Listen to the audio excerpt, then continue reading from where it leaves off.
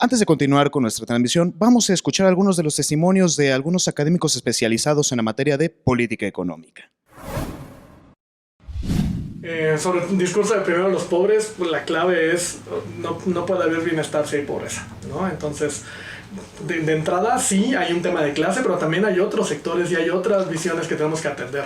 Poblaciones históricamente excluidas, digamos, hay una serie de poblaciones y hay una serie de visiones sobre el dinero que va más allá de solamente la pobreza, que es un tema central, es un tema prioritario, es un tema que aqueja a nuestra sociedad, pero no es el único.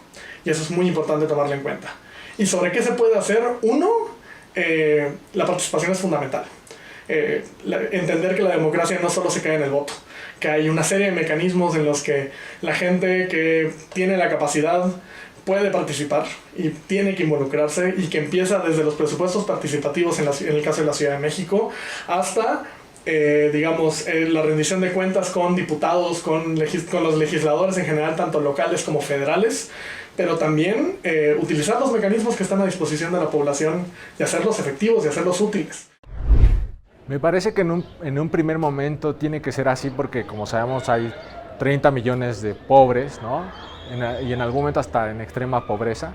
Me parece que de alguna manera sí es iniciar con eso, pero no ha dado alternativas precisamente para la gente que se está expulsando del sector público, ¿no? Gente preparada, la gente que va a egresar de las universidades y demás. Entonces me parece que también se tiene que pensar en un plan para la gente más preparada. O sea, estoy de acuerdo en eso, no sé si alcance también, y de alguna manera el problema ahí es esas transferencias monetarias directas a las personas, pues si van a ser útiles en algún momento, más allá de la sobrevivencia o del gasto normal que hagan, ¿no? sino en realidad que genere un efecto multiplicador más grande para que ellos puedan poner un negocio, puedan avanzar en algo más, ¿no? o en prepararse, pagar estudios, pagar cosas. Entonces no sabemos exactamente, y esperemos que salga un diagnóstico, porque eso es lo que queremos saber, de en realidad cómo estas transferencias, cómo las va a gastar a las personas que les va a llegar.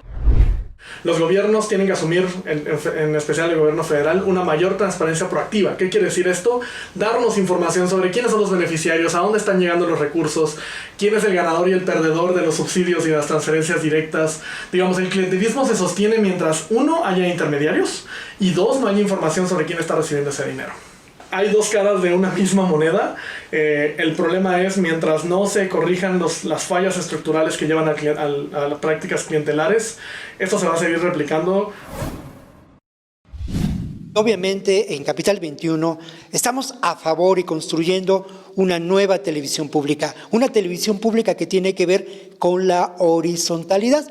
Por eso venimos al salón de clases, por eso estamos aquí en la FES Acatlán, parte de la Universidad Nacional Autónoma de México. Y como estamos a favor de esa horizontalidad, los invitamos a que se pongan en contacto con nosotros, a que reflexionen en torno a estos temas, que nos digan qué piensan sobre ello. Ahí están las redes sociales, todos nuestros canales abiertos para ustedes. Y algo muy importante, si alguno de ustedes es estudiante, es profesor o es simplemente egresado de alguna universidad y quiere que estemos en su universidad, que los visitemos, que reflexionemos en conjunto sobre un tema, con mucho gusto, llámenos, escríbanos, pónganse en contacto con nosotros y con los temas que a ustedes les interese, que discutamos, que discutan los estudiantes, que discutamos nosotros los profesores y que sigamos adelante con esta construcción de un país diferente. Y a propósito de la construcción de un país diferente, vaya reto el de la Cuarta Transformación. No hay duda de que este país tiene que transformarse. Ahí están a la vista los vicios terribles de corrupción, de impunidad. Y hay algo que es muy doloroso y es el asunto de la inequidad. Y bueno, me parece fundamental el que en el discurso político del presidente López Obrador, desde hace ya buen rato, se sitúe primero a los pobres. Y se diga como un eslogan de campaña lo fue, primero los pobres. Eso es muy importante, pero la gran pregunta es si vale la pena con atender las necesidades de este grupo que es mayoritario en este país, y obviamente más de la mitad de la población de México se encuentra en la pobreza, y más de la mitad de ellos sufren de hambre, se mueren de hambre. Vaya reto, pero aquí el asunto es este: ¿vale la pena solamente dedicar el trabajo, la construcción de la política pública, del manejo de los recursos para atender exclusivamente a este sector que es mayoritario y al que urge atender? Sí, pero es el único sector en el país. ¿Qué piensan ustedes? A ver, colega. Pues sin duda sí, primero los pobres, porque han sido un sector muy olvidado en la población mexicana. Y también, pues, el gobierno mexicano, la administración pasada se dedicó a disfrazar y un poco maquillar las cifras, nada más moviendo los tabuladores de si eres más pobre o menos pobre por tanta cantidad de dinero. Creo que la 4T sí planifica y plantea un cambio en esta política, de darles un pequeño empujoncito y que salgan adelante. Pero también, como decía el colega profesor, o el profesor más bien, también no plantea esta cuestión de, ok, voy a sacar tanta gente de gobierno y voy a tener tantos despedidos profesionales. ¿Qué voy a hacer con esa población que está pues ahí? ¿Qué va a pasar con ellos? Creo que también debe plantearse en la 4T la planificación y el desarrollo de esa población. Muy bien, cuando hablamos de pobreza, hablamos también de un fenómeno multidimensional. No se refiere únicamente a pobreza de carácter monetario, en el dinero corriente, hablamos de muchas características de las cuales incluso gente de la comunidad universitaria y de diferentes lugares que parece que no sufrían pobreza, la pueden llegar a sufrir, incluso dentro de nuestro propio seno familiar. Pero valdría la pena reposicionar la pregunta, Víctor, compañeros, pensar por qué tendría que ser primero los pobres. Suscribo igualmente la idea, este eslogan de campaña desde entonces y hasta la fecha ahora como política de gobierno, pero ¿cuál sería la estrategia que se debiera seguir también para atender lo que usted ha mencionado, compañero, y al mismo tiempo cuidar y volver a procurar a ese sector desatendido de la sociedad? ¿Por qué mejorar este sector? Al momento de que les damos no solo poder adquisitivo, sino cultura, educación, salud, estamos asegurando a un largo plazo una ciudadanía de mayor poder económico, en esos que mencioné. Asimismo, tenemos que cuidar, como lo mencionó el compañero, las personas con una licenciatura, con una carrera, porque al final del día sí son minoría, pero son las que pueden impulsar en otros sentidos estructurales al país. Y si hacemos esta inversión con las personas pobres a largo plazo, nuestra economía va a subir y otros aspectos. Bueno, en este caso sí se les debe dar una atención a los pobres, pero no creo que la solución sea repartiendo recursos, ¿no? Ya que en mi opinión se está volviendo más asistencialista y no productiva. Yo creo que el gobierno como tal no está entregando una estrategia donde ni siquiera están dando tiempos ni indicadores. La solución, en mi opinión, sería que sea con educación y no simplemente con la repartición de recursos, ya que a través de la educación se va a seguir desarrollando el país. Y bueno, aunado a esto también creo que tomando en cuenta que tenemos 30 millones de pobres, es importante seccionar cuántos millones de pobres son ninis, cuántos millones son niños que han sido explotados laboralmente desde pequeños, que no han tenido ni acceso a educación básica, cuántas personas de la tercera edad están en estado de pobreza extrema. Y un ejemplo muy concreto es el sector de las trabajadoras del hogar, que también no solamente estamos hablando de la situación económica, estamos también hablando de una violación sistemática de derechos humanos en las que no han tenido sus derechos laborales realmente reconocidos. Hablamos de que apenas el 5 de diciembre del año pasado, la Suprema Corte de Justicia emitió una sentencia donde por fin se les va a integrar a las trabajadoras del hogar al seguro social. Hablamos de, o sea, no es solamente hablar de un sueldo digno, no es solamente hablar de entregar dinero y de que el presidente quite a todo intermediario para entregar esos recursos. Estamos hablando también de una estructura integral donde los derechos se garanticen y donde también haya una distribución más equitativa de recursos y sobre todo de que estas burbujas de privilegios donde solamente unos pocos entran, dejen de existir y no solamente cambien de nombre. A mí me pone de muy buen humor, de verdad, escucharlos. Y me pone de muy buen humor porque, lo voy a decir un poquito con cierta idea y bueno, este lenguaje del que uno no se acaba de apartar, que es un lenguaje académico, en buena hora que así sea, pero de verdad, muchachos, cuando uno viene aquí a los salones de clase, se da cuenta de que la razón histórica está aquí, en quienes están construyendo el futuro. Y me parece determinante tu reflexión en términos de lo siguiente, y bueno, también las de ustedes, por supuesto, ¿no? En términos de que los números, los datos, no significan nada cuando uno no los aterriza en ese rostro humano, en esa realidad. Y qué bueno que haces mención a un sector absolutamente olvidado, que son las trabajadoras del hogar y muchos otros sectores abandonados en este país. Yo quisiera que cerráramos este bloque con la siguiente reflexión y prepárense, por favor, participen, éntrenle a la reflexión, compartan con nosotros sus ideas.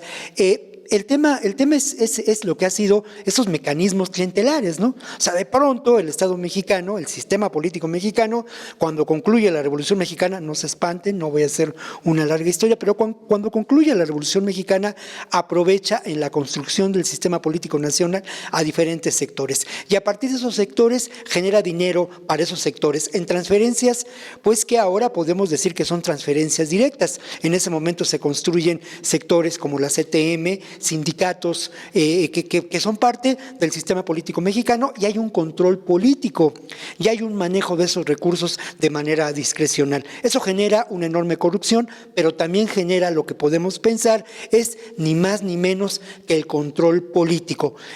Aquí hay un riesgo, con esas transferencias que han mencionado ustedes y esta realidad, pues ahí está el riesgo, ¿no? De generar lo que se dice clientelismo político. Yo quisiera que algunos de ustedes opinaran. ¿Qué les parece? A ver, la reflexión allá atrás, aquí hay un par de manos y me encanta que todos quieran entrarle y ¿saben qué? Nos extendemos un poquito en el bloque, al fin que aquí no hay comerciales, pues, ¿no? Así que vamos para adelante con eso, a ver.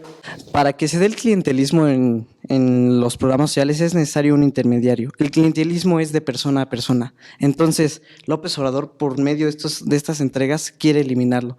También, al darlo correctamente, directamente, la gente, yo no digo que es un sistema clientelista, pero obviamente si alguien te está dando dinero y te está sirviendo para mejorar tu calidad de vida, vas a poder votar por él en los próximos 6 años. No necesariamente es clientelista, pero es algo lógico que sucede en todo nuestro país. ¿O no lo cree, compañera? Bueno, sí, recordando lo que menciona también la compañera, creo que es importante marcar el término de desigualdad, ¿no? Precisamente la desigualdad no solamente es económica.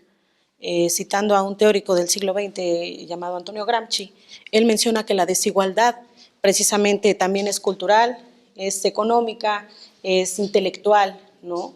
Pero ¿cuál es la importancia de un modelo económico implementado para que esta desigualdad se pueda dar de tal manera, ¿no? Y se puedan practicar estas prácticas clientelares, ¿no? Que devastan a la administración pública. Y creo que es importante tocar el tema también del proceso administrativo público, de cómo este sistema de botín que han practicado tanto en el siglo XX como ahora en el siglo XXI nuestros funcionarios y servidores públicos se aprovechan de los recursos y no hay una eficiencia y una eficacia. El clientelismo no es una práctica buena para ningún sistema político ni para ningún sistema económico.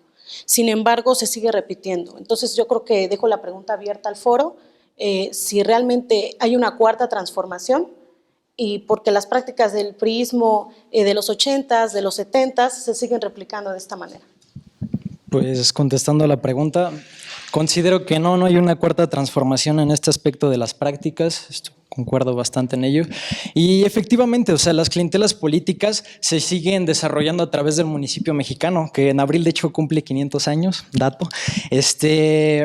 O sea, es como, vaya, la época de la conquista. La conquista de Hernán Cortés la emprendió. O sea, su empresa de conquista se realizó a través del municipio y es las mismas prácticas que se siguen perpetuando de lo que en su entonces fue, de lo que en el priismo de los años 80 que ya se menciona fue, y ahora en los municipios pues es igual, vaya, o sea, hablar de la cuarta transformación no es hablar de que ya todos vamos a ser pueblo bueno. En efecto, no. Está un poco trillado ese concepto que se ha estado empleando, ¿por qué no se siguen creando estas clientelas políticas y se ve en la dirección de los municipios? ¿Quiénes llevan los municipios? Algunos, en su mayoría, por hablar del caso del Estado de México, son personas que se podría decir ya habían estado con otra administración, ahora se ponen la camisa de Morena y dicen, pues ya somos Morena, somos nuevos. Entonces, pues esa cuestión que hay que revisar, o sea, realmente cómo las clientelas se siguen perpetuando y vaya, o sea, puede que el presidente esté planteando, ya no se va a hacer, pero si no están jalando parejo, por términos coloquiales, pues ¿a dónde se va a llegar? ¿Qué cuarta transformación vamos a emplear? ¿O a qué cuarta transformación vamos a entrar? ¿O qué es esa cuarta transformación de la que nos están hablando? Determinante, yo creo, y bueno, comparto la reflexión que hacen ustedes. Además les quiero hacer ver la absoluta libertad, o sea, la absoluta libertad con la que nos expresamos aquí en el salón de clases. De eso se trata. Y yo quiero decir lo siguiente, lo que hay que transformar, siguiendo un poco la reflexión que haces, es al sistema político mexicano. Y bueno, los vamos a escuchar. Les decíamos que hemos seleccionado una serie, tres rolitas muy ricas, y bueno, ahora vamos con la segunda, y es ni más ni menos en relación a lo que mencionaban ustedes, el maestrísimo Chava Flores con ¿A qué le tiras cuando sueñas mexicano?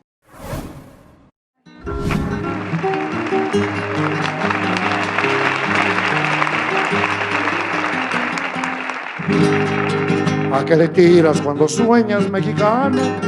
Hacerte rico en loterías con 1 millón. Mejor trabaja y levántate temprano. Con sueños diopios solo pierdes el camión. ¿A qué le tiras cuando sueñas mexicano? Con sueños verdes no conviene ni soñar. Sueñas un nada y ya no debes nada. La renta está pagada, ya no hay que trabajar. Ya está ganada la copa en la olimpiada. Soñar no cuesta nada, qué ganas de soñar. Pero eso sí, mañana sí que lo hago. Pero eso sí, mañana voy a ir. Pero eso sí, me caes si no te pago.